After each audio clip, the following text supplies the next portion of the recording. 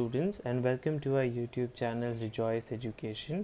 हम हमारे contemporary India part 1 के सेकेंड चैप्टर पे है फिज़िकल फीचर्स ऑफ इंडिया। ये 9th स्टैंडर्ड CBSE SST का पार्ट है स्टूडेंट्स। चलिए देखते हैं फिज़िकल फीचर्स ऑफ इंडिया में क्या क्या है। You have already learnt earlier that India is a vast country with varied landforms। हमने पहले सीखा है कि इंडिया एक काफ़ी बड़ी कंट्री है और वहाँ पे लैंडफॉर्म्स काफ़ी बड़े हैं। What kind of terrain do you live in? आप कौन से एरिया में रहते हैं? If you live in the plains, you are familiar with the vast stretches of plain land। अगर आप प्लेन्स में रहते हैं, आप पहाड़ों पे रहते हैं, तो आपको पता होगा कि पहाड़ कितने ज़्यादा स्ट्रेच हुए होते हैं। In contrast, if you live in hilly region, the rugged terrain with mountains and valleys are common features। अगर आप hilly region पे रहते हैं, माउंटेन के सबसे ऊपर रहते हैं, तो वहाँ पे काफ़ी रग यानी कि सख्त होता है मिट्टी, राइट वहाँ पे माउंटेन्स और वैलीज़ पे, एंड ये कॉमन आपको देखने मिलेगा। In fact our country has practically all major physical features of the earth, that is mountains, plains, deserts, plateaus and islands. So हमारी कंट्री में माउंटेन्स है, प्लेन्स है, डेजर्ट्स है, प्लेट्यूज़ है और आइलैंड्स भी पाए जाएंगे। The land of India displays great physical variation. Geologically, the Peninsular Plateau constitutes one of the ancient land masses on the Earth's surface। Peninsular Plateau को सबसे ancient यानी कि सबसे पुराना land mass माना जाता है इस दुनिया का। It was supposed to be one of the most stable land blocks, right? और माना जाता है कि वो सबसे stable land block है, वहाँ पे ज़्यादा कुछ changes नहीं देखने मिले हैं over a period of time, बहुत सालों तक। The Himalayas and the northern plains are the most recent landforms। Himalayas और जो northern plains है वो सबसे recent में पाए गए हैं। From the viewpoint of geology, Himalayan mountains form an unstable zone। Geology के point of view से हिमालय के जो mountains है वो काफ़ी unstable पाए जाते हैं, stability नहीं है उन mountains में। The whole mountain system of Himalaya represents a very youthful topography with high peaks, deep valleys and fast flowing rivers। Himalaya में बहुत ही अलग टोपोग्राफी यानी कि क्लाइमेट पाया जाए देखने को मिलेगा। हाई पीक्स यानी ऊंचे ऊंचे पहाड़, वैलीज़ देखने मिलेंगे, घाट देखने मिलेंगे और रिवर बहते हुए नज़र आएंगे। The northern plains are formed of alluvial deposits. और जो नॉर्दर्न प्लेन्स है वो एलुवियल डिपॉजिट से फॉर्म हुए हैं। The peninsular plateau is composed of igneous and metamorphic rocks with gentle rising hills and wide valleys. और ये पेनिनसुलर प्लेट्यू जो है कंपोज यानी कि आपको क्या देखने मिलेगा, इग्नियस एंड मेटामॉर्फिक रॉक्स आपको देखने मिलेंगे with gentle rising hills and wide valleys. और पहाड़ ज़्यादा ऊंचे नहीं है, लेकिन वैलीज यानी कि घाट काफ़ी ज़्यादा ऊंचे देखने मिलेंगे। Major physiographic division, right? So the physical features of India can be grouped under the following psychological division। So ये जो physical feature है इंडिया का, उसे अलग अलग क्षेत्र में physiographic division में किया जाता है। चलिए देखते हैं कौन से divisions है। एक है the Himalayan mountains, the northern plains, the peninsular plateau, the Indian desert, the coastal plains and the islands। चलिए देखते हैं पहला वाला है Himalayan mountains. The Himalayas geologically young and structurally fold mountains stretch over the northern border of India. तो हिमालयाज के जो mountains हैं वो नॉर्दर्न बॉर्डर इंडिया के स्ट्रेच होते हैं और वो काफ़ी यंग, जैसे हमने कहा था कि काफ़ी यूथफुल टोपोग्राफी है, यंग टोपोग्राफी है, पे माउंटेन्स काफ़ी फोल्ड हैं और स्ट्रेच काफ़ी लंबा है। These mountain ranges run in a west east direction from the Indus to the Brahmaputra. Indus से लेके ब्रह्मपुत्र तक आपको हिमालयन माउंटेन्स देखने मिलेंगे। The Himalayas represent the loftiest and one of the most rugged mountain barriers of the world. Loftiest यानी कि सबसे मुश्किल, और रग का मतलब है मुश्किल चढ़ान में काफ़ी पाया जाएगा। They form an arc which covers a distance of about 2400 kilometers। वो एक आर्क, जैसे एक आर्क ऐसा होता है वैसे फॉर्म होता है और 2400 किलोमीटर्स कवर करता है। Their width varies from 400 kilometre in Kashmir to 150 kilometre in Arunachal Pradesh. So उनकी जो चौड़ाई है जो 400 किलोमीटर्स इन कश्मीर और 150 किलोमीटर्स इन अरुणाचल प्रदेश तक है। The altitudinal variations are greater in the eastern half than those in the western half। Eastern half में एल्टीट्यूड के वेरिएशंस यानी उतार चढ़ाव काफ़ी ज़्यादा देखने मिलेंगे, लेकिन वेस्टर्न हाफ में इतना देखने नहीं मिलेगा। The Himalayas consist of 3 parallel ranges in its longitudinal extent। सो जो हिमालयाज़ है उनके 3 पैरेलल रेंजेस हैं, पैरेलल यानी कि समान रेंजेस हैं between these ranges. The north most range is known as the great और इनर हिमालयाज़ और the Himadri.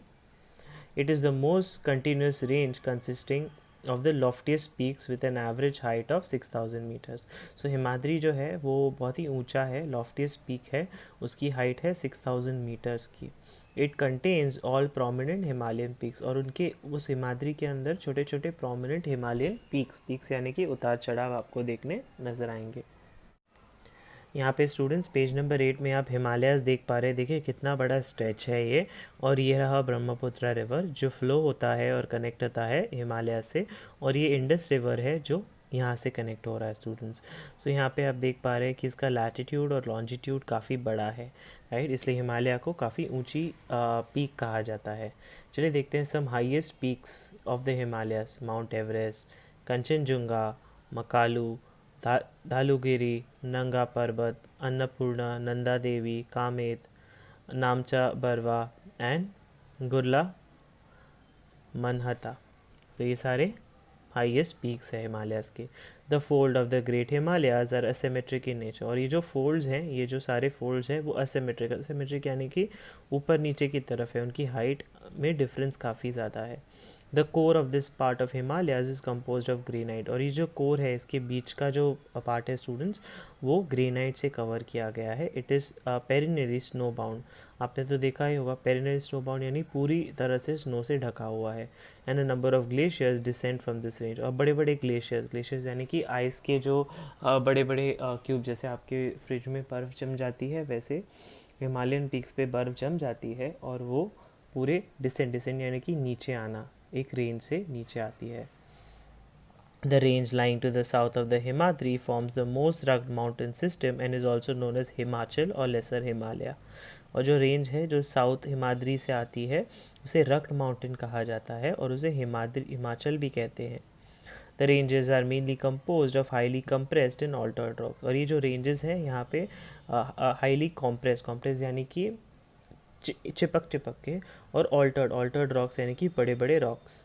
The altitude varies between 3,700 and 4,500 meters, and the average width is of 50 km.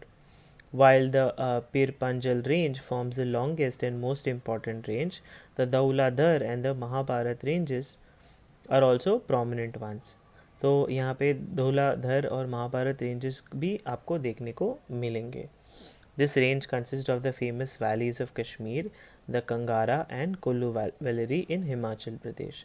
This region is well known for its hill stations. So ये सारे regions है वो hill stations के लिए काफ़ी ज़्यादा माने जाते हैं. The outermost range of the Himalayas is called the Shivaliks. और जो बाहरी पार्ट है, बाहरी हिस्सा है हिमालय का, उसे शिवालिक्स भी कहा जाता है. They extend over a width of 10 to 15 kilometer and have an altitude varying between 900 and 1100 meters. These ranges are composed of unsolicited sediments brought down by rivers from the main Himalayan ranges located far north. तो ये जो ranges है उनमें unconsolidated sediments जो है, छोटे छोटे ईंट और कंकर आपको पाए जाएंगे जो रिवर की से आते हैं, जो main Himalayas ranges located farther north. These valleys are covered with thick gravel and alluvium. और ये जो valleys है वो thick gravel and alluvium से covered है. The longitudinal valley lying between Lesser Himalaya and the Shivaliks are known as Duns, Dehradun, Kotli Dun and Patli Dun are some of the well-known Duns. आपने तो देहरादून का नाम सुना ही होगा students. Besides the longitudinal divisions, the Himalayas have been divided on the basis of regions from west to east. These divisions have been demarcated by river valleys. और demarcated यानी कि divided by river valleys. तो ये waste से east में जितने भी Himalayas है उसे डिवाइड किया गया है रिवर वैलीज से. For example, the part of Himalayas lying between Indus and Satluj has been traditionally known as Punjab Himalaya, but it is also known regionally as Kashmir and Himachal Himalaya from west to east respectively. The part of Himalayas lying between Satluj and Kali rivers is also known as Common Himalayas. The Kali and Trista rivers demarcate the Nepal Himalayas, and the part lying between Testa and Dhang river is known as Assam Himalayas. So देखिए waste से east में students कैसे कैसे division हो रहा है based on the river valleys. There are regional names also in these broad categories. Find out some regional names of the Himalayas. The Brahmaputra marked by eastmost boundary of the Himalayas. जो ब्रह्मपुत्र है वो ईस्टमोस्ट boundary पे आता है हिमालय के. Beyond the Dihang Gorge, the Himalayas bend sharply to the south and spread along the eastern boundary of India. They are known as the Purvachal or the Eastern Hills and Mountains. उन्हें पूर्वाचल या Eastern Hills and Mountains भी कहा जाता है. These hills running through the northeastern states are mostly composed of strong sandstones. ये जो hills है जो नॉर्दर्न ईस्ट स्टेट से आ रहे हैं उनमें ज़्यादातर आपको ईंट और कंकर देखने मिलेंगे which are sedimentary rocks covered with dense forest और काफ़ी घने जंगल देखने मिलेंगे. They mostly run as parallel ranges and valleys और मोस्टली वो आजू बाजू ही रन करते हैं. The Purvanchal comprises the Patkai hills, the Naga hills, the Manipur hills and the Mizo hills.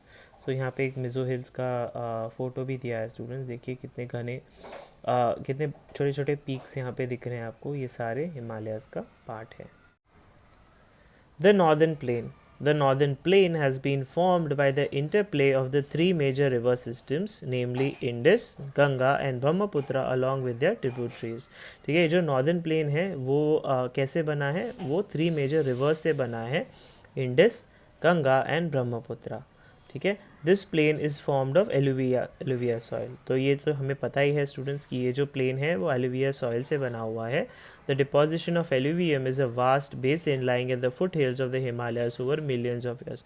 सो ये जो एलुवियम जो है वो डिपॉजिट हुआ है सॉइल के अंदर काफ़ी सालों से. ठीक है, मिलियंस ऑफ ईयर्स से फॉर्म दिस फर्टाइल प्लेन और इस वजह से वो लैंड काफ़ी फर्टाइल है. It spreads over an area of 7 lakh square kilometre. The plain being about 2,400 kilometre long and 240 and 320 kilometre broad. तो उसकी लंबाई कितनी है? 2,400 किलोमीटर एंड 240 एंड 320 किलोमीटर उनकी उसकी चौड़ाई है. Is a densely populated physiographic division with a rich soil covered combination with adequate water supply and favorable climate. It is agriculturally a productive part of India. So अगर उसे उसका soil तो काफ़ी rich है और उसे सही से पानी दिया जाए और क्लाइमेट सही हो तो वो एग्रीकल्चर करने के लायक है और इससे इंडिया को काफ़ी फ़ायदा हो सकता है. ये देखिए यहाँ पे दिया है the northern plains. The rivers coming from northern mountains are involve in depositional work. तो जो रिवर जो आते हैं नॉर्दर्न प्लेन से माउंटेन से वो वही करते हैं, डिपॉजिट करते हैं सॉइल में fertility. In the lower coast due to gentle slope the velocity of the river decreases. और नीचे नीचे अगर जाएंगे स्लोप बढ़ता जाता है, इस वजह से पानी का प्रभाव भी कम होते जाता है which results in the formation of river line islands. और इस वजह से छोटे छोटे रिवर लाइन आइलैंड्स भी वहाँ पे बन जाते हैं.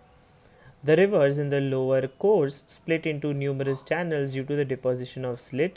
ठीक है, तो ये जो रिवर्स हैं जो लोअर कोर्स में जाके स्प्लिट हो जाते हैं अलग अलग चैनल में और वहाँ पे जाके डिपॉजिट हो जाता है silt. These channels are known as distributaries. ठीक है, और इन चैनल्स को बोला जाता है distributaries. The northern plain is broadly divided into three sectors. The western part of the northern plain is referred to as Punjab Plains. Western part Punjab plains कहा जाता है. Form by the Indus and its tributaries और ये form होता है Indus और उनकी छोटे छोटे ट्रिब्यूटरीज से. The larger part of this plain lies in Pakistan और मेजर पार्ट है वो पाकिस्तान में दिखाई देगा. The Indus and its tributaries the Jhelum, the Chenab, the Ravi, the Beas and the Sutlej originated in the Himalaya. ये सारे जो ट्रिब्यूटरीज हैं वो सारे हिमालय से होके जाते हैं. This section of the plain is dominated by the doabs. ठीक है, सो डोब के बारे में लिखा है doab is made up of two words. टू मीन्स टू एंड ए बी means water. Similarly Punjab is also made up of two words. पंज मीन्स 5 एंड अप means water. The Ganga plain extends between Ghaggar and Teesta rivers. तो ये जो गंगा प्लेन है वो उनकी चौड़ाई घाघर और टेसा रिवर्स तक जाती है. It is spread over the states of north India, Haryana, Delhi, UP, Bihar, partly Jharkhand and West Bengal to its east. Particularly in Assam lies the Brahmaputra plain, Assam में ब्रह्मपुत्र प्लेन आपको देखने मिलेगा. The northern plains are generally described as flat land with no variations in its relief. और जो northern plains के जो land है students वो काफ़ी flat है, पतला है, और वहाँ पे ज़्यादा कुछ वेरिएशन यानी सॉइल या क्रॉप ग्रो करने के नहीं देखने मिलेंगे. It is not true. These vast plains also have diverse relief features. और यही vast plains पे अलग अलग प्रकार के relief features देखने मिलेंगे according to the variations in relief features. जैसे से वेरिएशन बढ़ते जाएंगे वैसे relief features देखने आपको प्रतीत होंगे. The northern plains can be divided in 4 regions. और यही northern plains 4 regions में divided किया गया है. The rivers, after descending from the mountains, deposit pebbles in a narrow belt of about 8 to 16 kilometer in width, lying parallel to the slopes of the Shivaliks. तो ये जो river है जो mountain से होके नीचे आता है वो डिपॉजिट करता है छोटे छोटे ईंट और कंकड़ एक छोटे से बहुत ही छोटे से बेल्ट पे जो 8 से 16 किलोमीटर की चौड़ाई पे है, which lies parallel at the slope of Shivalik, जो शिवालिक के साथ होके जाता है. It is known as Bhabar, उसे भाबर कहते हैं. All the streams disappear in the Bhabar belt, और सारे स्ट्रीम्स भाबर बेल्ट में आके जोड़ते हैं. South of this belt the streams and rivers reemerge and create a wet swampy and marshy region known as Terai. तो यही जो मर्जिंग होता है स्टूडेंट्स, तो उससे क्या होता है वो काफ़ी वेट स्वैम्पी और माशी एरिया हो जाता है, यानी गीला और काफ़ी ज़्यादा कीचड़ वाला. This was a thick forest region full of wild life. तो इसे एक वाइल्ड लाइफ क्रिएट होती है. The forests have been cleared to create agricultural land and to settle migrants from Pakistan after partition. Partition के बाद वही forest को clear किया गया, पेड़ काटे गए और एग्रीकल्चरल लैंड बनाया गया ताकि जो माइग्रेंट्स है, बाहरी रहने वाले जो लोग हैं वो आके सेटल हो पाएँ. Locate Dudhwa National Park in this region. The largest part of the northern plain is formed of older alluvium. Largest part northern plain का older alluvium से बना है. It lies above the flood plains of the rivers and present a terrace-like feature. This part is known as Bhangar. The soil in this region contains calcareous deposits, locally known as Kankar. ठीक है, और यही soil में आपको बहुत सारे calcareous deposits देखने मिलेंगे जिसे कहा जाता है कंकर. The newer younger deposits of the flood plains are called khadar. They are renewed almost every year and are so fertile thus ideal for intensive agriculture. वो हमेशा हर साल रिन्यू होते हैं और वो काफ़ी फर्टाइल होता है. सो फर्टाइल लैंड हमेशा इंटेंसिव एग्रीकल्चर यानी एग्रीकल्चरल एक्टिविटीज़ के लिए काफ़ी अच्छा होता है. The peninsula plateau. The peninsula plateau is a table land composed of the old crystalline, igneous and metamorphic rocks. So peninsula plateau में old crystalline, igneous and metamorphic rocks देखने मिलेंगे. It was form due to the breaking and drifting of the Gondwanaland and thus making it a part of the oldest land mass. और ये peninsula प्लेटू कैसे बना था? Breaking यानी तोड़ना और ड्रिफ्टिंग यानी कि पार्टीशन करना गोंडवा लैंड का, और इससे क्या साबित होता है कि वो सबसे ओल्डेस्ट लैंड है. The plateau has broad and shallow valleys and rounded hills. Plateau has broad, काफ़ी लंबे और गहरे valleys है and rounded hills है. This plateau consists of 2 broad divisions, namely the Central Highlands and the Deccan Plateau. ये plateau में 2 divisions है, एक Central Highland है और एक Deccan Plateau है. The part of the Peninsula Plateau lying to the north of Narmada River covering a major area of the Malwa Plateau. ये जो Peninsula Plateau है वो नॉर्थ पे आता है नर्मदा रिवर से और ये मेजर एरिया कवर करता है मालवा प्लेट्यू का. Is known as the central highlands, और उसे सेंट्रल आइलैंड्स भी कहा जाता है. The Vindhya range is bounded by the Satpura range on the south and the Aravallis on the north. ये जो विंध्या रेंज है वो बाउंडेड यानी कि बंदिश है सतपुरा रेंज से साउथ में और अरावलीज नॉर्थ वेस्ट से. The further westward extension gradually merges with the Sandy and Rocky desserts of Rajasthan. और आगे जाके वो मर्ज हो जाते हैं ये सैंडी यानी पथरीले और डेजर्ट वाले एरिया राजस्थान में. The flow of the rivers draining this region, namely the Chambal, the Sindh, the Betwa and the Ken, is from southwest to northeast. और ये जो फ्लो ऑफ रिवर्स हैं ये सारे south west to north east में आते हैं. दस इंडिकेटिंग द स्लोप, इससे ये पता चलता है कि ये एरिया काफ़ी स्लोपी है, क्योंकि सारे रिवर्स आके कनेक्ट करते हैं. The central highlands are wider in the west but narrower in the east. ये जो सेंट्रल हाईलैंड्स है वो वाइडर वाइडर यानी कि उनकी लंबाई काफ़ी ज़्यादा है, लेकिन छोटे हैं, नैरो होते जाते हैं ईस्ट में. The eastward extension of this plateau are locally known as the Bundelkhand and Baghelkhand. और इसे इसे बुंदेलखंड और बागेलखंड भी कहा जाता है. The Chotnagpur plateau marks the further eastward extension drained by the Damodar River. The Deccan Plateau is a triangle landmass that lies in the south of the river Narmada. Deccan Plateau है वो एक triangular landmass है जो river Narmada से काफ़ी करीब है. The Satpura range flanks in a broad base in the north. Flanks यानी कि प्रतीत होता है उनकी चौड़ाई नॉर्थ में.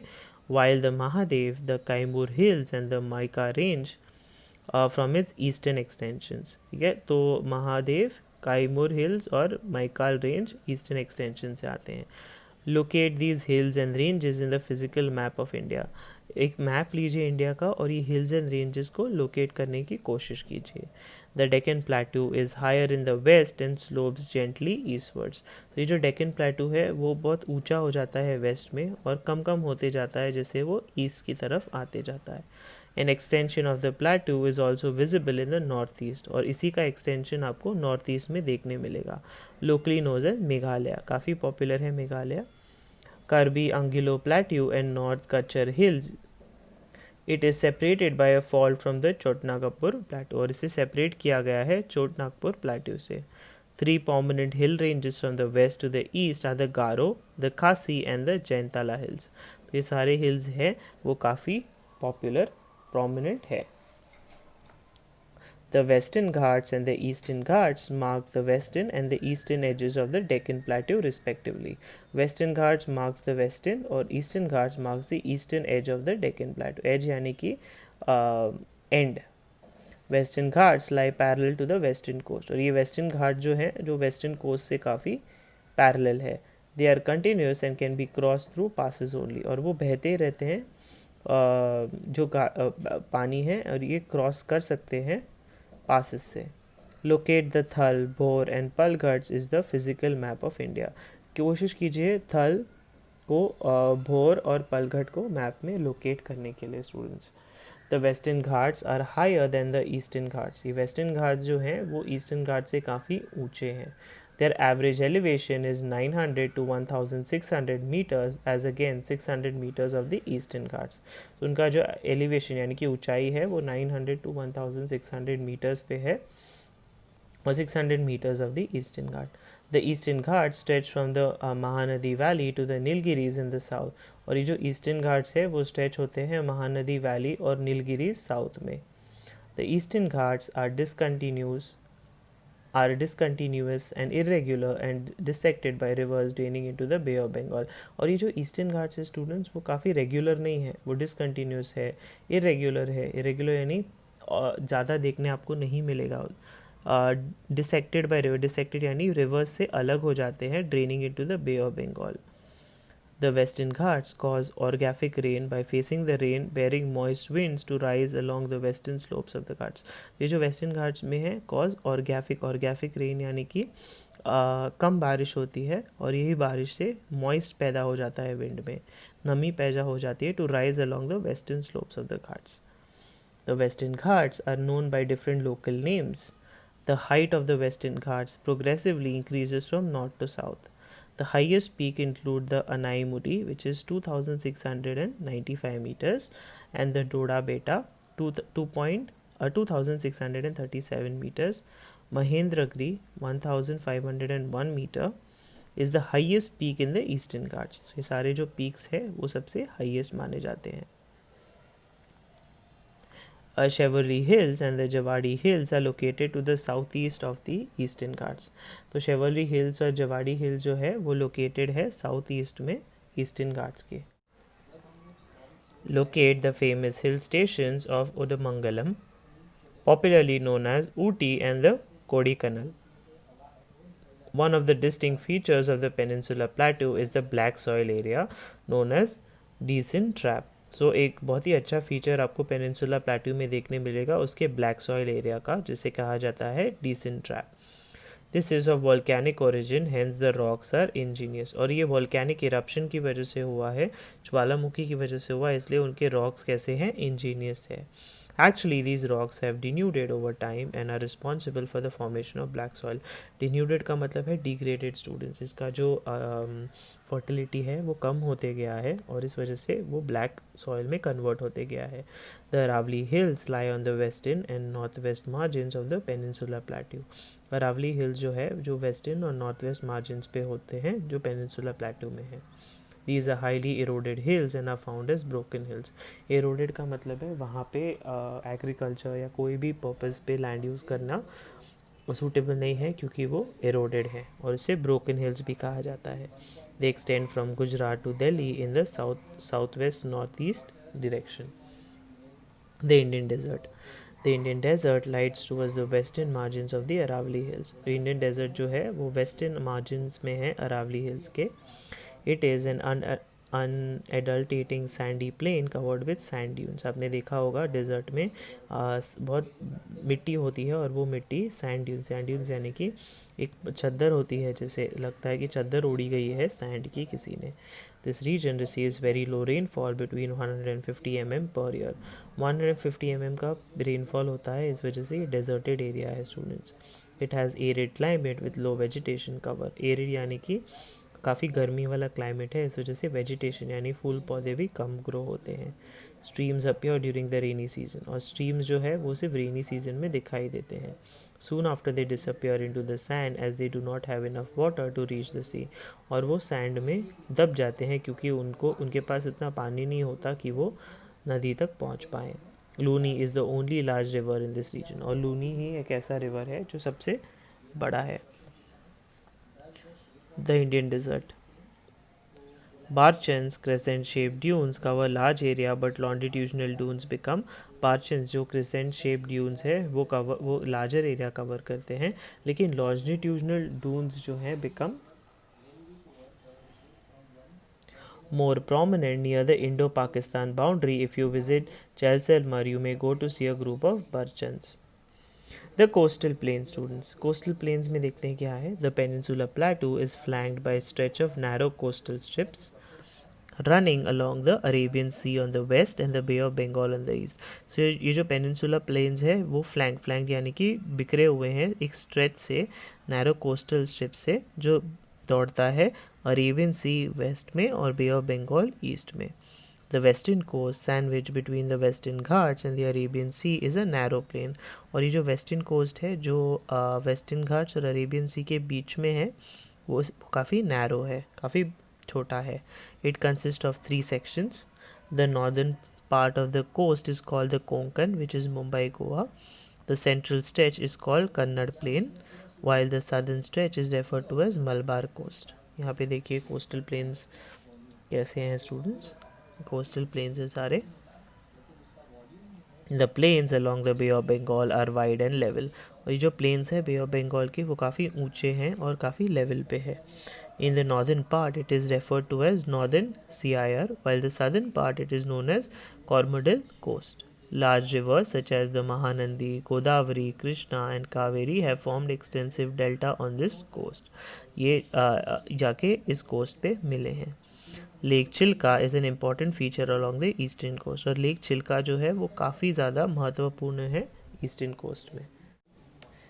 The islands. You have already seen that India has a vast mainland. Beside this, the country has 2 groups of islands. Can you identify these islands? क्या आप आइडेंटिफाई कर सकते हो 2 ग्रुप कौन से हैं? मैं आपको एक हिंट दे देता हूँ. अंडमान एंड निकोबार आइलैंड्स एक आइलैंड है स्टूडेंट्स. वैसे क्या आप आइडेंटिफाई कर सकते हैं? Locate the Lakshadweep Island group lying close to the Malabar coast of Kerala. Map में जाइए और लक्षद्वीप आइलैंड को लोकेट कीजिए जो मलबार कोस्ट पे है केरला के, जो साउथ में है students. This group of island is composed of small coral islands.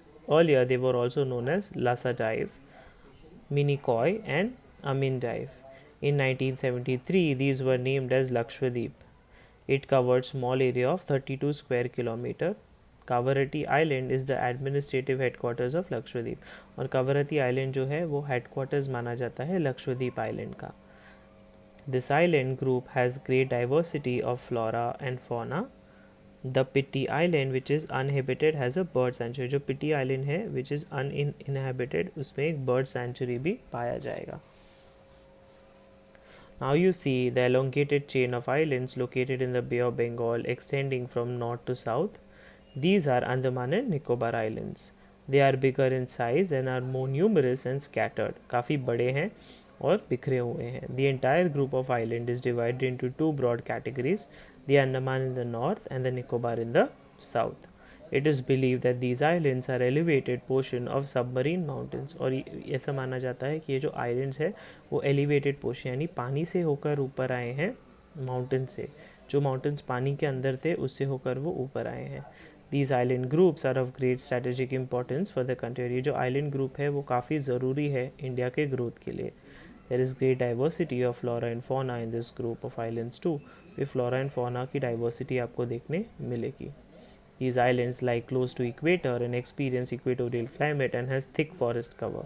ठीक यानी कि काफ़ी पेड़ पौधे आपको देखने मिल जाएंगे. A detailed account of the different physiographical unit highlights the unique features of each region. It would, however, be clear that each region complements the other and makes the country richer in its natural resources. हर एक reason जो हमने describe किया वो एक दूसरे को complement करता है और इस वजह से कंट्री को रिच बनाता है natural resources. The mountains are the major source of water and forest wealth. The northern plains are the granaries of the country. They provide the base for early civilizations.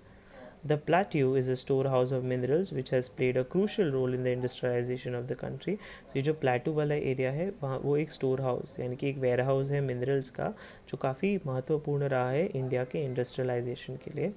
The coastal region and island groups provide sites for fishing and port activities.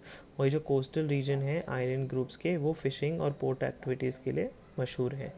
Thus, the diverse physical features of the land have immense for future possibilities of development. और ये जो diversity आपको देखने मिलेगी India के physical features में उसको आगे जाकर फ्यूचर में काफ़ी ज़्यादा possibility है डेवलपमेंट की यानी ग्रोथ की. स्टूडेंट्स